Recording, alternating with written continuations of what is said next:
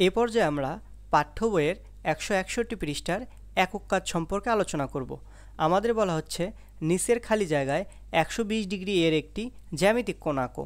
তো আমরা একটা রশ্মি নিলাম এই বরাবর, এরপর আমরা চাঁদার সাথে মেপে আমরা এই দিকে পেলাম 120 ডিগ্রি কোণ, অর্থাৎ আমাদের এই কোণটা হচ্ছে 120 ডিগ্রি।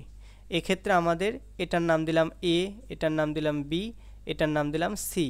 এক্ষেত্রে আমাদের বি এ সি এই কোণের মান হচ্ছে আমাদের 120 ডিগ্রি, অথবা আমরা বলতে পারি সি এ বি এই কোণের মানও হচ্ছে আমাদের 120 ডিগ্রি। আর এই কোণ হচ্ছে আমাদের জ্যামিতিক কোণ। কিন্তু আমরা যদি ত্রিকোণমিতিক কোণ আর্ট করতে চাই, সেক্ষেত্রে আমাদের একটা রশ্মি নেই, আমাদের একটা রশ্মি হচ্ছে এটার নাম দিলাম ও, এটার নাম দিলাম এ। আমাদের বলা হচ্ছে একটা ধনাত্মক কোণ আর একটা ঋণাত্মক কোণ।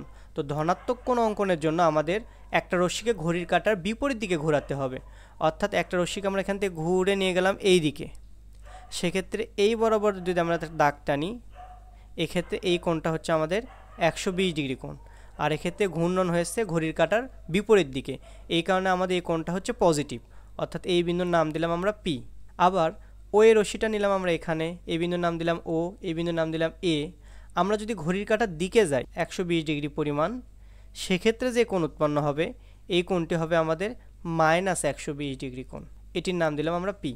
অর্থাৎ ত্রিকোণমিতিতে আমরা ধনাত্মক কোণও অঙ্কন করতে পারি, আমরা ঋণাত্মক কোণও অঙ্কন করতে পারি, কারণ এই ক্ষেত্রে ঘূর্ণনটা ঘড়ির কাঁটার বিপরীত দিকে হলে কোণটা হবে ধনাত্মক, আর ঘূর্ণনটা ঘড়ির কাঁটার দিকে হলে কোণটা হবে ঋণাত্মক।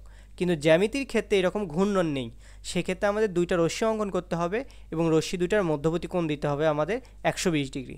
এভাবে আমরা 120 ডিগ্রি কোণের জ্যামিতিক কোণ অঙ্কন করতে পারি। অনুরূপভাবে ধনাত্মক ও ঋণাত্মক ত্রিকোণমিতিক কোণ অঙ্কন করতে পারি। আশা করছি এই অংশে কোনো প্রবলেম নেই।